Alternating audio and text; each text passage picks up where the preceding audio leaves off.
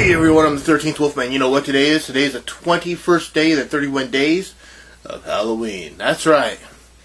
So you might wonder for yourself, what do you got in store for us today, Wolfie? Come on, tell us. Okay, I'm going to get to it right away. I'm going to tell you. So today, I've got a 80s classic, in my opinion, slasher film. And you might wonder what that is, and that is the Roger Corman classic, Slumber Party Massacre, the first one. There are 3 movies that came out with that title. I loved the first movie. The second movie is kind of weird, and I do like the third film.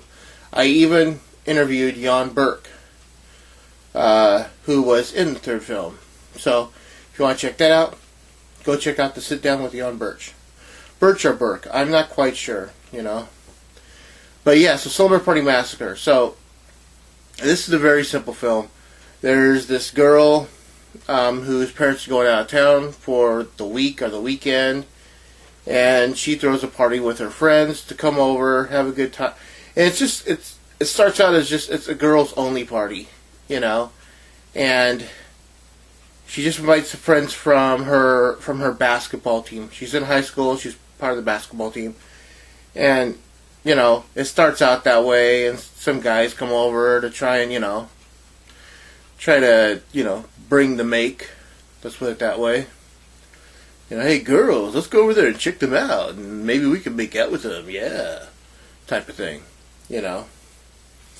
And also a local, well, at the very beginning you find out that a man has escaped from mental institution, and he's a serial killer, so he's on the loose too. So you throw all these things into the pot, you know, you mix them up, see how they work, and it works. I mean, it's a low budget horror film, but you know, Corman was very famous for saying give the people what they want, you know, bloods and boobs, you know, so that's what he did.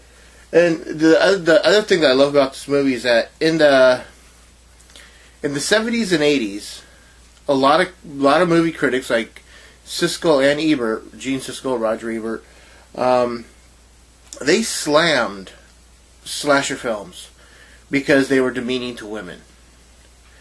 Now, they never looked at it as, hey, look, there's a final girl, you know, Jamie Lee Curtis, Marilyn Burns. You know, just from any slasher film, there was always a final girl, and they always slammed them because they're like, well, it's demeaning to women. They got to run around topless, and you know, women are victims. Well, if women are victims, how come it's women that are defeating the bad guy in these movies?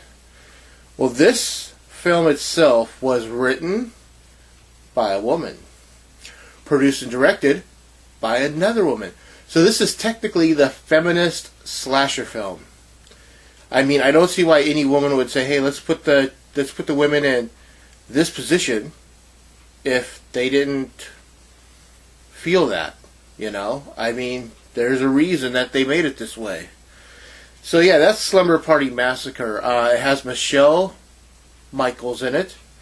It's got Brink Stevens, young Brink Stevens. You only get to see her for a few minutes in the very beginning of the movie, and oh man, I always thought she was very cute. Always been looking to try and get her on my show, you know, to talk to her. But yeah, Brink Stevens, and then a lot of unknowns that I don't think went on to do much more after this. But yeah, this is Slumber Party Massacre. It's a very cool film. I love this movie.